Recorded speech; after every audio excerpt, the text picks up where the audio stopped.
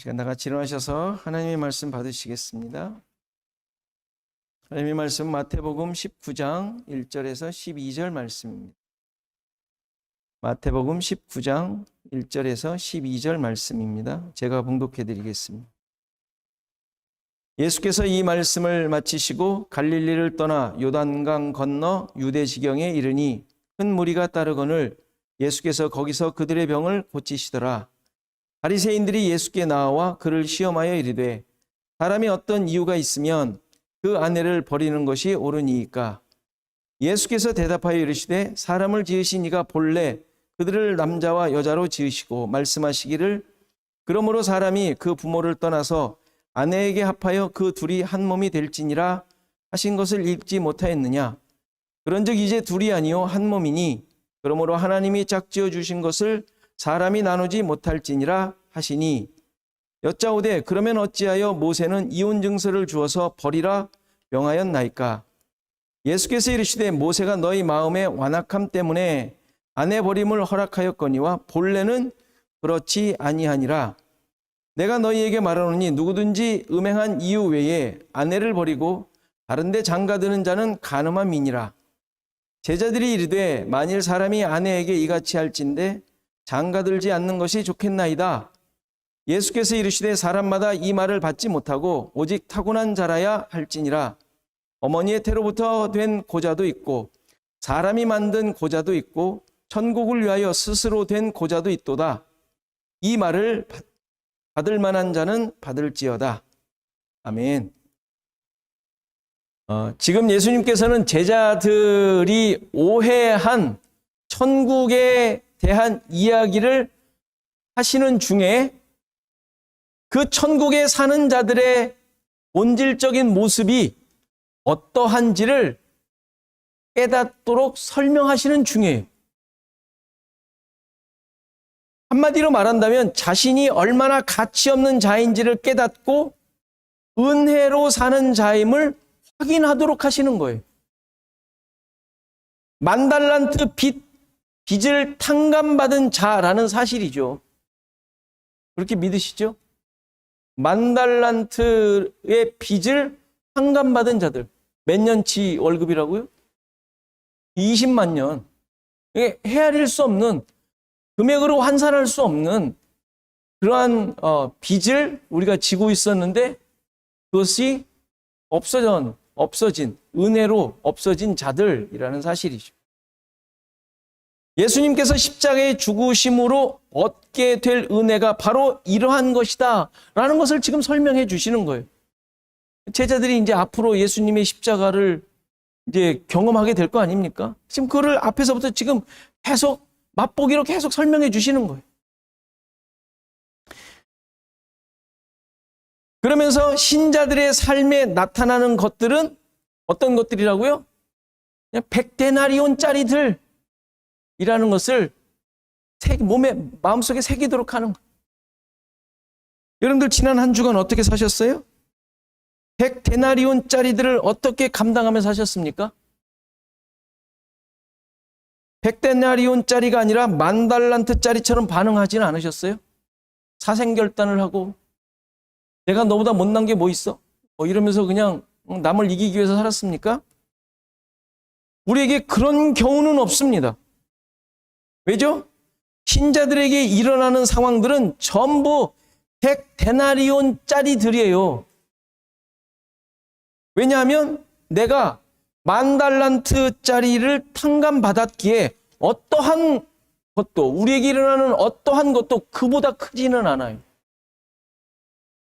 비교할 정도가 아니라는 뜻이에요. 만달란트와 100데나리온은 비교할 수 없는 거잖아요. 우리가 가지고 있는 은혜는 여러분들에게 일어나는 것과 비교할 수 없는 것들이라고요. 그거 잃어버려도 안 가져도 다 포기해도 된다라는 얘기죠. 이게 안 돼서 문제인 거지. 그러니까 만달란트를 계속 되뇌이셔야 돼요.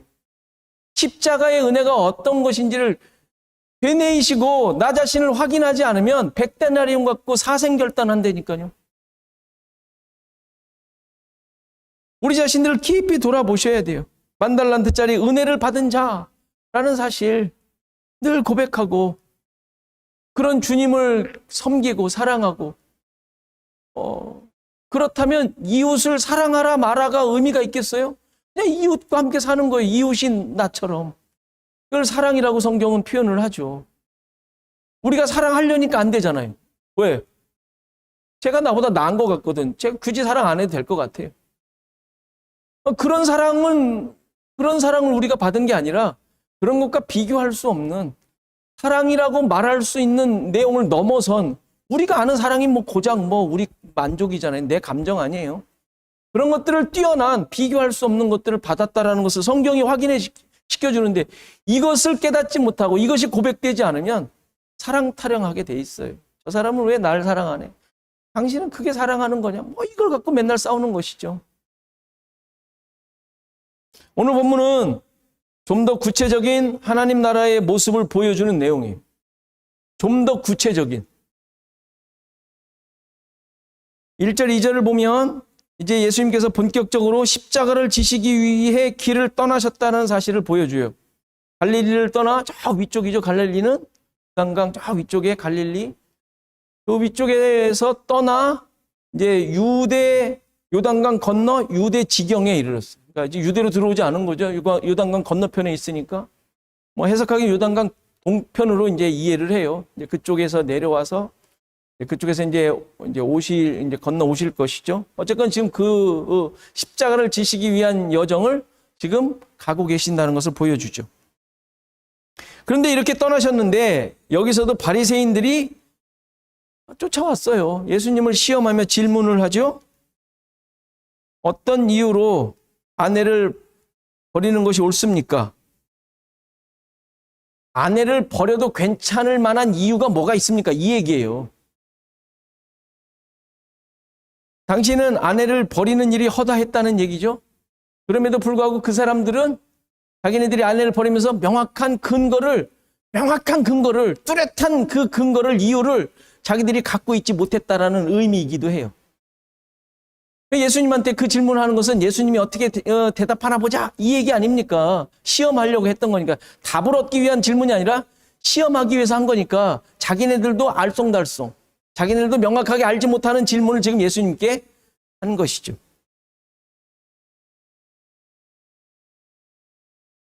이들의 계속되는 대화를 보면 어떤 시험을 하려고 하는 것인지 알 수가 있는데요.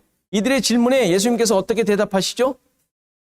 창세기의 말씀으로 설명을 하세요. 남자와 여자를 만드셨는데 사람이 부모를 떠나 아내에게 합하여 한 몸이 되었다. 이렇게 하나님께서 짝지어 주신 것을 사람이 나눌 수 없다라는 말씀을 해주시죠. 예수님의 대답은 하나님께서 하나로 만드셨기에 사람이 나눌 수 없다는 진리로 답을 하세요. 진리죠. 하나님께서 그렇게 창조 때 그렇게 하셨으니까 그건 진리예요. 그렇죠?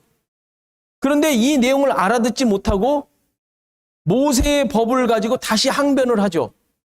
그러면 모세는 이혼 증서를 주어서 버리라고 했는데 그거는 그럼 어떻게 되는 겁니까? 이제 묻는 것이죠.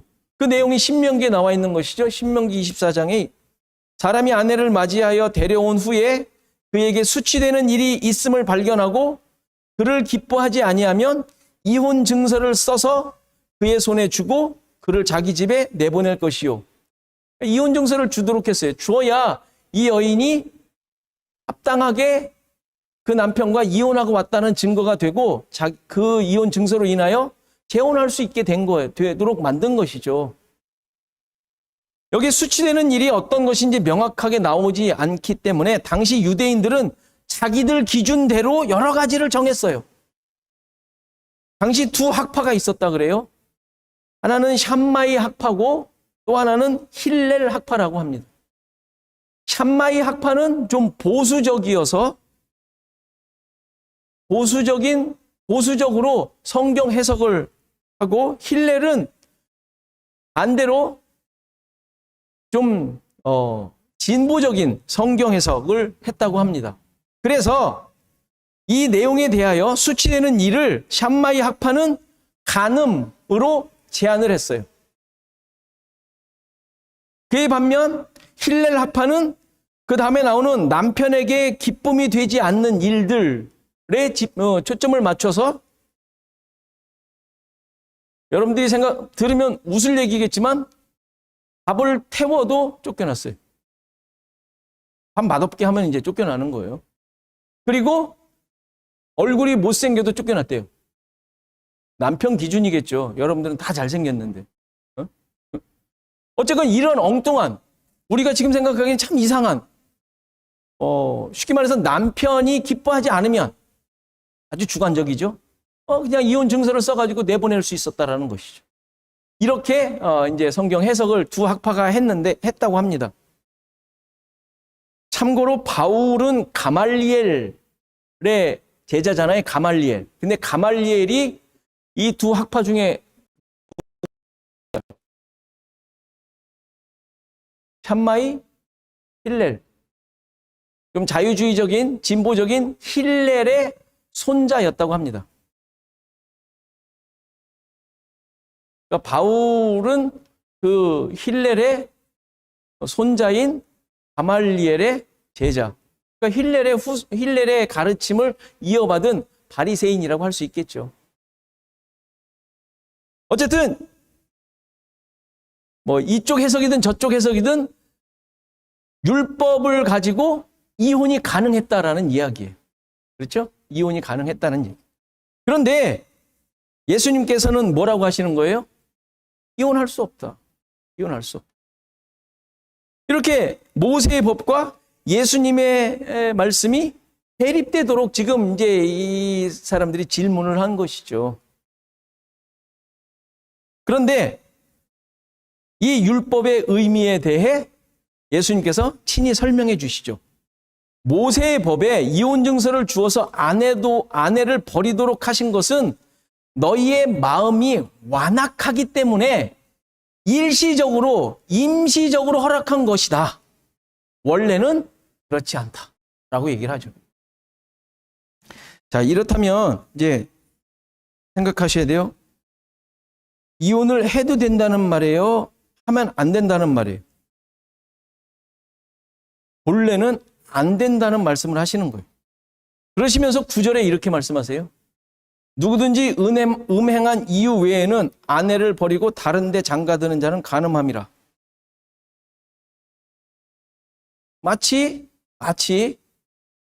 음행하면 이혼을 해도 된다는 것처럼 들려요. 그렇죠? 아내가 음행을 하거든 이혼 증서를 써줘서 이혼해도 된다. 그렇죠? 정말 그런 의미일까요? 이 내용을 많은 사람들이 현대까지도 이혼에 대한 기준으로 적용하곤 해요. 그렇죠? 부부 사이를 막 이렇게 얘기를 할 때, 외도한 것도 아닌데 참고 살아, 뭐 이런 식이죠. 굳이 말하면, 뭐 그런 얘기 하잖아요. 저만 그래요? 많은 사람들 그런 얘기를 하잖아요. 뭐 이러한 기준으로 조언을 하기도 하고, 이혼을 만류하며 그래도 열심히 살아보라는 이야기를 하곤 합니다. 그런데 이 말씀도 그렇게 이해하시면 안 되죠. 우리가 지금까지 이해해온 게 그게 아니었잖아요. 우리가 말씀을 지금까지 계속 봤지만 이러한 율법적인 기준들이 신자들의 삶이 기준이 아니라는 사실이 산상수훈에서부터 지금까지 예수님께서 제시하신 모든 그 율법적 내용들, 새롭게 해석해서 예수님께서 말씀하신 율법적 내용들 말이에요. 그것들이 우리가 지켜야 할 것들이었습니까? 지켜야 할 것들이라고 제가 말씀드렸나요? 여러분들 지켜야 할 것들이라고 생각하십니까? 아니잖아요. 너희 의가 서기관과 바리새인보다 더 낫지 못하면, 더 월등하지 못하면 결코 천국에 들어가지 못할 것이다 라고 선언하셨잖아요. 예수님께서. 그럼 무슨 얘기하는 거예요? 너희들의 삶의 모습이, 하나님의 말씀을 가지고 산다는 그 모습이 바리새인과 서기관보다 더 월등하지 못하면 안 된다라는 얘기잖아요. 지금의 신자들 중에 어느 누가 이들만큼 말씀을 잘 지키면서 합니까? 어느 누가? 있으세요? 보신 적 있으세요? 지금의 신자들도 따라갈 수 없을 정도로 그들은 하나님의 말씀을 지키며 살려고 애를 쓴 자들이에요. 그들의 마음은 아니었잖아. 아니, 마음은 알게 뭐예요? 우리가 지금 알지 못하는데. 우리도 마찬가지 아니에요? 열심히 여러분들 산다고 하지만, 말씀대로 살다고 하지만, 그 속을 어떻게 알겠어요? 다 속이고 하는 건지. 그들의 의, 겉으로 보여지는 의를 어느 누구도 따라갈 수 없다고 지금 예수님께서 지적하고 계시는 거예요. 어느 누구도. 그러면 그들보다 뛰어난 의가 뭐예요? 그들보다 뛰어난 의. 그게 신앙적 행위보다 더 뛰어나게 행하며 살라는 말이 아니라 그 의는 예수 그리스도의 십자가로 이루어진 의, 그 의를 힘입지 않고는 불가능하다. 천국 가는 것이 불가능하다는 말씀을 하시는 거예요. 그렇게 살아내라는 게 아니라 바로 앞에서 본 용서에 대한 내용에서도 용서를 490번 해야 되는데 7번씩 70번을 해야 되는데 그 우리 어떻게 이해를 해요? 무한정이라며요. 무한정. 7이 완전수. 무한정 지금까지 용서하신 분 계세요? 지옥 가야 돼요. 하나님 말씀 어겼잖아요. 예수님 말씀 어겼잖아요. 그 의미가 아니라 그랬잖아요. 용서를 하느냐 안 하느냐 해라 하지 말라에 초점이 있는 것이 아니라는 거. 마찬가지로 아내가 간음하면 이혼할 수 있다는 말씀이 아니에요. 이혼하느냐 안 하느냐에 초점이 있는 말씀이 아니랍니다. 더 중요한 문제는 산상수훈에서 예수님께서 이미 말씀하셨죠? 마음에 음욕을 품으면 이미 간음한 것이래. 음욕을 품으면. 그럼 모두가 이미 죄를 지은 거 아니에요? 간음죄를 지은 거 아니에요? 그럼 전부 이혼당해야 돼요. 이혼증서 다 써줘야 돼요. 안 받을 사람 있어요, 여기? 손 드시면 제가 설교 안 하고 나가겠어요. 여자나 남자나 음욕을 품었기에 간음한 자가 되고 다 돌에 맞아 죽어야 돼요. 다 이혼 당해야 될 자들 아닙니까? 지금 예수님께서는 이 사실을 깨닫도록 하시는 거예요. 이혼을 하기 위한 조건을 말씀하시려는 것이 아니죠. 우리 모두가 다 이혼 당해야 마땅한 자들이라는 사실을 깨닫도록 하는 것이죠. 이러한 내용을 잘 이해하기 위해 예수님께서 인용하신 창세기 말씀을 좀 더 살펴야 합니다. 창세기 2장에 보면 아담을 잠들게 하신 후에 갈빗대를 취하셔서 아내인 하와를 만드시죠. 그때 아담이 이렇게 고백합니다. 아담이 이르되 이는 내 뼈 중에 뼈요 살 중에 살이라. 이것을 남자에게서 취하였은즉 여자라 부르리라 하니라. 그리고 나서 24절이 나오잖아요. 뭐라 그래요? 이러므로 남자가 부모를 떠나 그의 아내와 합하여 둘이 한 몸을 이룰지로다. 하나님의 결혼식 축사라고 할 수 있어요. 아담과 하와의 축사. 그렇죠? 그런데 이 내용은 단순한 결혼식이 아니죠. 하나님께서 아담을 만드시고 그의 옆구리로부터 갈비뼈를 취하여 그의 신부를 만드셨는데 이들이 둘이 아닌 하나임을 확인하도록 보여주신 거예요. 둘이 아닌 하나. 그런데 하나님께서 이 모습을 어떻게 설명하신다고요? 남자가 부모를 떠나 그 아내와 합하는 것이라고 설명하는 거잖아요. 하나님께서 그렇게 만드셔서 남자와 여자를 만드셨는데 그 모습을 보고 남자가 부모를 떠나 그 아내와 합하여 하나가 된 것으로 설명하시잖아요. 지금 아담에게 부모가 있습니까? 하나님 아버지시죠? 하나님이시죠? 하나님을 의미해요. 그럼 하나님을 떠나 그의 아내와 합하는 것이라고 설명한 거예요. 그렇죠? 이게 대단한 해석이 필요한 내용이 아니에요. 자, 그런데 이 모습은 흔히 경험하는 결혼의 모습이 아니죠. 보통은 신부가 부모를 떠나 남편과 합합니다. 보통은 그렇잖아요. 성경도 계속 그렇게 얘기하고 있고 신부를 데리러 가잖아요. 부모를 떠나야 되니까. 그런데 지금 하나님께서 선포하시는 내용은 반대라는 것을 알 수 있어요. 남자가 부모를 떠나 아내와 합한답니다. 무슨 의미죠? 흔히 생각하는 결혼식이 아니라는 말이에요. 이쯤이면 여러분들이 이제 예상을 하셔야 돼요. 무슨 얘기를 하려고 그러는 건지. 이 말씀은 에베소서 5장에 바울이 증언하는 대로 그리스도와 교회에 대한 이야기를 하시는 거예요. 좀 더 이해하기 쉬운 말로 한다면 하나님께서 죄인인 인간을 어떻게 구원할 것인지를 미리 알려주시는 내용이 이 결혼식 장면, 아담과 하와가 만나는 장면입니다. 하나님 아버지를 떠나 신부를 맞이하러 오신 분이 누구예요? 예수 그리스도시죠. 그리고 예수 그리스도의 옆구리가 상함으로 그의 신부인 교회가 탄생하게 돼요. 십자가의 사건이죠. 믿는 자들의 무리인 교회가 그분의 신부 아닙니까? 우리가 다. 따라서 아담이 하와를 맞는 장면을 통해 보이신 것처럼 예수 그리스도와 신부된 교회와 부부로 하나라는 것을 설명하는 거예요. 지금 그 이야기를 창세기에서 하고 있는 거예요. 창세기에서. 그리고 그 이야기를 예수님께서 지금 인용하고 계시는 것이고요. 그런데 하나님께서 그의 백성과 이렇게 부부 관계라는 사실을 창세기만 얘기하냐? 아니요. 구약 성경의 선지자들이 그렇게 하나님을 떠난 그 이스라엘 백성들에게 계속 얘기하던 내용이었어요. 이사야 54장 5절에 보면 이는 너를 지으신 이가 내 남편이시라.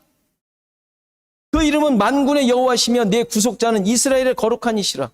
그는 온 땅에 하나님이라 일컬음을 받으실 것이라. 예레미야 3장 14절에 나 여호와가 말하노라 배역한 자식들아 돌아오라 나는 너희 남편임이라.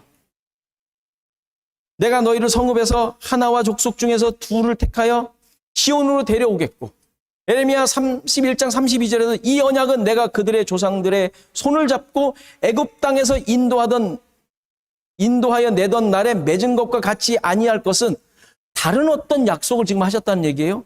내가 그들의 남편이 되었어도 그들이 내 언약을 깨트렸다. 이미 남편이었었다고 얘기를 합니다. 이미 남편이었다. 호세아 2장 16절에 똑같이 얘기하죠. 호세아 우리가 잘 알죠. 가늠한 여인이지만 계속해서 아내로 데리고 오는 호세아 2장 16절에 여호와께서 이르시되 그날에 내가 나를 내 남편이라 일컫고 다시는 내 바알이라 일컫지 아니하리라. 범죄하기 전에도 남편이었고 범죄한 후에 데리고 와서도 남편이고 계속 남편이라고 얘기하세요. 계속 남편. 이렇게 하나님의 남편 되심과 그의 백성들의 신부됨은 처음부터 이미 정해져 있던 관계, 정해져 있던 관계.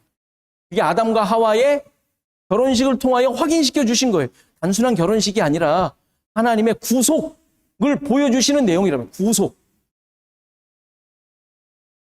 자, 이렇게 처음부터 부부관계가 정해져 있었는데 이 관계를 신부가 깨죠. 신부가 깹니다. 자, 오늘 이제 예수님이 말씀하시는 내용이에요. 신부가 깨요. 음행한 것이죠. 자, 그래서 어떻게 돼요? 이혼 증서를 써줘요. 이혼 증서를 써줘가지고 어떻게 돼요? 결혼하잖아요. 어디랑? 아수르랑 바벨론이랑. 걔네들의 종으로 가는 거죠. 그게 결혼한 거예요, 걔네들하고. 포로로 잡혀가게 되죠. 이혼 증서를 안 주면 혼자 살아야 돼요, 평생. 수절. 이혼 증서를 써줌으로 결혼하게 한 거예요. 하나님이 그렇게 하신 거예요. 그게 이혼 증서를 써준 것에 대한 증거죠. 그런데 이 상황에서도 하나님께서는 남편됨을 포기하지 않으시고 호세아서에서 보여주셨듯이 가늠한 아내를 다시 불러내세요.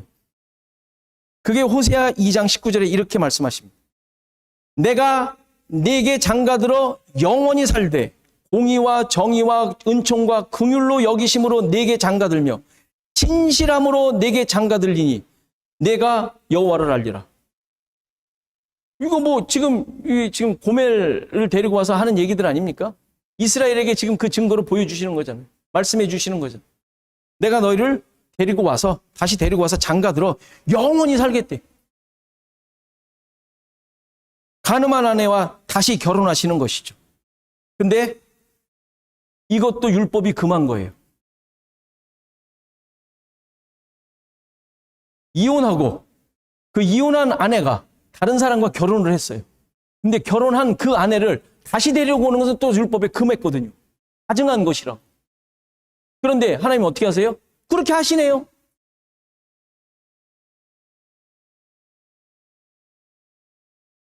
이혼한 아내와 다시 결합하는 것이 간음임에도 불구하고 하나님께서 그것을 하십니다. 어떻게 하신 거예요?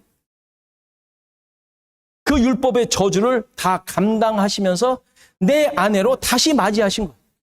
그 율법의 저주를, 그 율법으로 말미암아 저주가 내려져야 되잖아요. 율법을 어겼으니까. 그 저주를 하나님이 다 감당하시면서 그 아내를 데리고 오시는 거예요. 하나님과 그의 백성과의 관계는 이렇게 웬만한 관계가 아닌 거예요.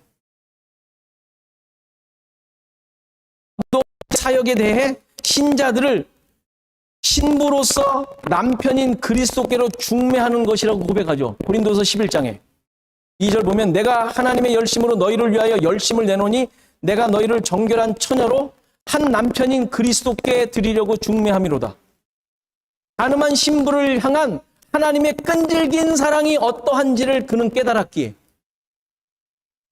확인했고 알았기에, 자기 자신이었거든요. 그 죄인들을 그리스도께로 소개하는 일을 하고 있다라고 지금 말하고 있는 거예요. 처음부터 하나님의 사랑은 동일했죠. 남편으로서. 신부인 그의 백성과 하나가 되시는 것. 되신 거, 되었죠, 이었죠. 신부가 깨죠. 간음을 하죠. 그런데 그를 데리고 와요. 왜? 하나니까. 하나님께서 그 간음의 값을 직접 치르신 것이죠. 이게 십자가예요, 십자가. 모든 율법의 저주를 감당하신 거죠. 담당하심으로. 그렇게 담당하심으로 이전과는 전혀 다른 새로운 관계로 영원히, 지금 여기 호세아서 2장 19절에 얘기하고 있듯이 영원히 공의와 정의와 은총과 긍휼이 여기심으로 장가들어 영원한 관계를 유지시키겠다. 만든 게 아니죠. 그 관계대로 살아가겠다라고 하나님께서 선언하시는 거예요. 자, 그러면 음행한 연고로 아내를 버리는 경우가 언제일까요? 결코 일어나지 않습니다. 결코 일어날 수가 없습니다. 여러분들이 음행할 수 있다고요? 아니, 남녀 간에 그런 거 말고 그 얘기 아니라 그랬어요. 여러분들이 하나님을 떠날 수 있다고요? 우상을 섬길 수 있다고요? 아니래지 않습니까? 지금 아니라고 얘기하는 거잖아요. 아니라고. 하나님이 그렇다고 말씀하시잖아요. 영원히 살되. 좀 봐서 이게 아니잖아요. 여지가 없잖아요.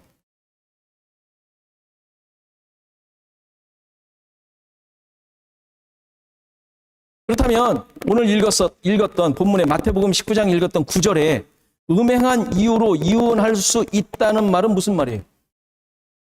예수님께서 말씀하신 거잖아요, 지금. 이게 뭐냐면 우리 모두가 이혼 당해야 할 자, 간음한 자들임을 의미하는 거예요. 우리 모두가.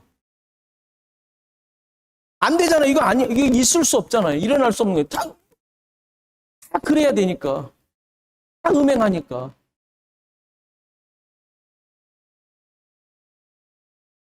그런데 간음한 자들인데 하나님께서 어떻게 하셨다고요? 간음한 자들, 맞아 죽어야 할 자들, 결혼할 수 없는 자들, 재혼할 수 없는 자들에게 그리스도께서 친히 오셔서 이 율법의 저주를 받으시고 새롭게 남편이 되어주시겠다는 약속을 하시는 거예요. 앞에서 우리는 계속 확인했던 게 그 얘기예요. 계속 많았지 않습니까? 원수를 사랑하라까지 했는데 그거 못하잖아요.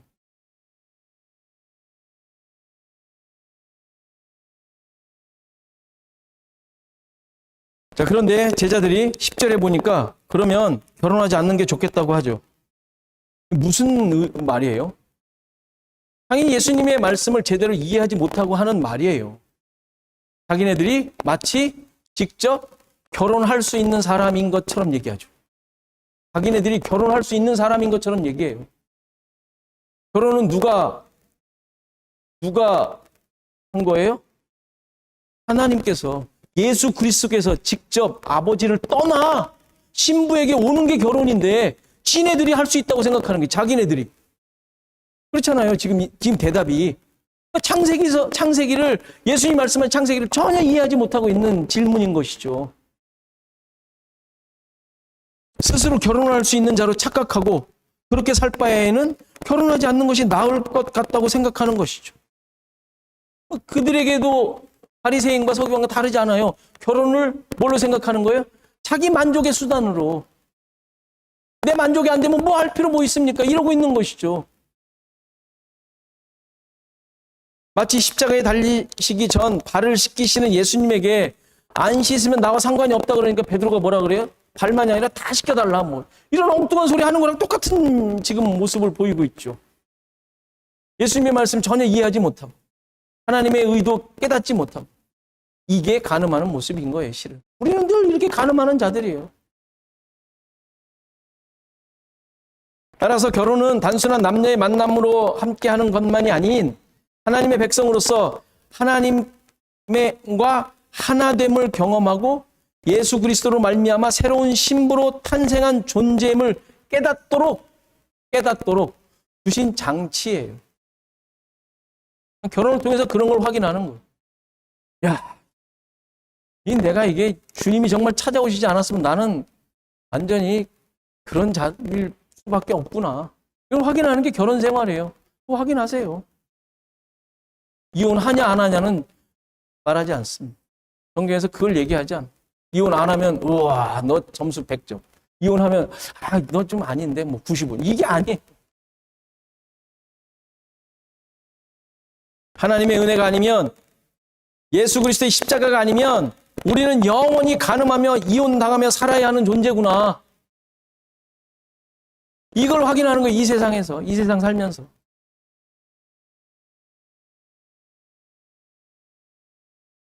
그렇게 하면서 주님과 동행하며 사는 게 참된 결혼 생활입니다.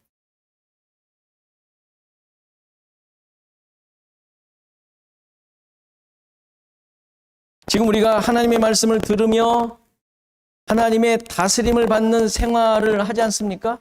하나님 나라의 삶을 살잖아요. 이것을 살면서 완전한 영원한 하나님 나라를 바라보며 사는 것처럼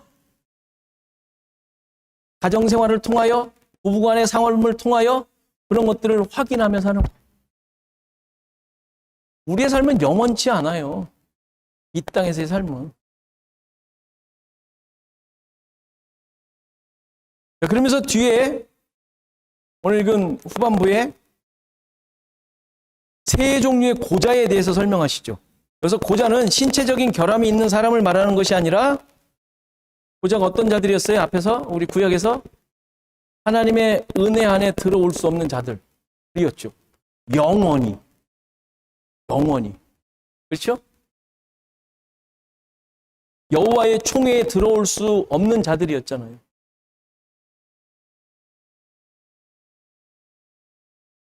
그러니까 고자는 신체적 결함이 아니라 하나님의 은혜에 들어올 수 없는 자들을 말하는 거예요. 그런데 지금 무슨 얘기를 하는 거예요?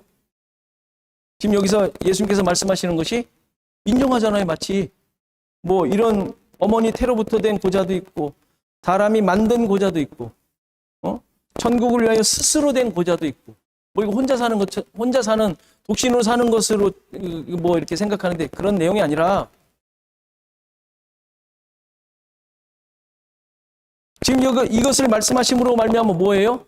이런 자들임에도 불구하고, 은혜에 들어올 수 없는 자들임에도 불구하고 은혜 안에 들어와 있다고 말씀하시는 거죠.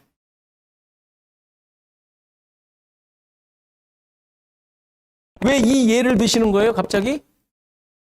너희들은 저주받은 고자들이 아니라고 말하는 거예요. 모든 저주를 예수 십자가에서 홀로 받으시고 은혜로 하나님의 백성, 신부, 아내가 된 자들이기 때문이죠. 영원히 하나님의 총회, 은혜 안에 들어오지 못할 존재들은 이제 없는 거예요. 외부로 보이는 어떤 상황이나 모습이 어떠하든지, 뭐 이렇게 신체적 결함이 있든, 그래서 하나님의 은혜가 없다고 아주 치부해버린 그런 가치 없는 자라 할지라도 하나님의 백성이며 신부된 자들이며 하나님께서 늘 함께 하시는 자들이 되었다라고 말씀하시는 것이죠. 이제 우리의 모습을 다시 한번 또 깊이 돌아보십시오. 우리의 존재와 우리의 가치가 어떠한지. 무엇으로 여러분들 스스로를 보고 계십니까? 무엇로 자기 자신을 점수를 매기고 무엇으로 자기 자신을 하나님 앞에 내놓을 것으로 생각하십니까? 어떤 존재와 가치를 가진 자로 생각하십니까? 무엇을 생각하시든지 어떤 기준을 가지고 여러분들이 가지고 계시든지 이미 완성된 새 예루살렘과 같은 가장 아름다운 신부라는 사실, 이미 완성된 봤잖아요. 계시록에 내려오고 있는 거.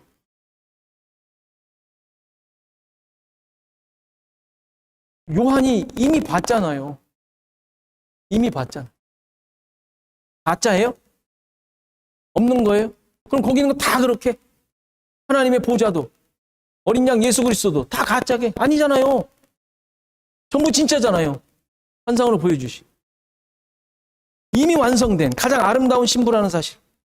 남편으로부터 결코 이혼당하지 않는 은혜를 받은 삶을 사는 자라는 사실. 결코 이혼당하지 않는 이런 약속과 그 약속으로 인한 가치가 있는 자들이. 이 사실을 잊으시면 안 돼요. 이게 우리를 지금 살게 하는 이유죠. 그리고 존재할 수 있는, 존재해야만 하는 근거인 거예요. 다른 어떤 것도 여러분들이 생각하는 것도 이거보다 크지 않아요. 이거를 넘어설 수는 없어요. 여러분들 스스로에 대해, 여러분 내가 누구인가, 내가 어떤 자인가, 하나님께서 어떻게 인도하시는가, 여러분들이 어떤 생각을 하든지 간에 이 가치보다 크지 않습니다. 아무것도 아니에요. 버리셔도 돼요. 없으셔도 돼요. 이미 이렇게 약속하시고 완성해 놓으시고 우리에게 허락하신 가치와 이 내용 때문에 우리는 하나님의 신부인 거예요. 예수 그리스도로 말미암아 하나 된 자들이. 이 은혜를 기억하시고 늘 주님과 동행하는 자로 기쁨 가운데 사시는 저와 여러분이 되기를 간절히 바랍니다. 하나님 아버지, 늘 세상을 바라보며 세상을 쫓아가고 세상이 우리에게 가장 큰 만족을 주는 것처럼 하나님을 멀리하며 간음하는 저희들이지만, 그러나 이러한 참 가치 없는 버려진 자들, 죽어있던 자들 사랑하여 주시고 십자가에서 그 모든 저주를 친히 담당하시고 우리를 다시 한번 주님의 영원한 신부로 맞아주셔서 함께 하심에 감사를 드립니다. 주님, 이 사실 놀랍게 역사하신 이 하나님의 역사, 예수 그리스도를 통하여 드러내신 이 구원의 역사, 결코 이제부터는 다른 것을 내 남편이라 하지 않고 오직 하나님만을, 예수 그리스도만을 내 남편이라 고백하도록 우리를 이끌어 가시겠다고 약속하신 주님을 의지하오니 우리의 삶 속에 오직 이러한 고백만 넘치게 하시고 주님의 인도하심 가운데 하나님의 하나님 되심만, 하나님의 신랑 되심만 우리의 삶을 통하여 온전히 드러나는, 그래서 이 땅 가운데 우리를 존재하게 하시고 살게 하셔서 목적하신 것을 온전히 이루어가는 우리 모두가 되게 하옵소서. 팬데믹으로 많은 사람들이 고생하며 힘들어합니다. 그러나 이런 상황 가운데 진정한 우리의 믿음이 하나님과의 관계가, 예수 그리스도의 복음의 능력이, 십자가의 삶이 온전히 드러나는 기회인 줄 아오니 하나님 우리를 붙드시고 지키셔서 그 목적이 온전히 드러나는 그 삶을 살아내는 우리 모두가 되게 하옵소서. 주님, 여러 가지 육체적인 어려움으로 힘들어하는 우리 성도들 있사오니 그들을 붙잡아 주시고 다시 한번 주님을 만나고 주님과 동행하며 주님의 도우심을 깊이 깨닫고 주님의 주님 되심을 드러내는, 그래서 그들이 주님의 은혜만이 나를 살렸다라는, 나와 함께하고 있다라는 사실을 고백하는 기쁨과 감사가 넘치게 하옵소서. 시애틀 주원학교를 다시 한번 강하게 붙들어 주시고 이 시대의 이 상황 가운데 주님께서 허락하신 것들을 우리 모두가 한 마음이 되어 이루어내도록 주님 인도하여 주옵소서. 이제는 예수 그리스도의 은혜와 하나님의 크신 사랑과 성령의 감화, 감동, 교통하시며 함께하심이 오늘 예배한 모든 성도들 머리머리 위에, 그들의 생업과 가정과 자손 대대 위에, 시애틀 주원학교회 위에 이제로부터 영원토록 함께 계실지어다. 아멘.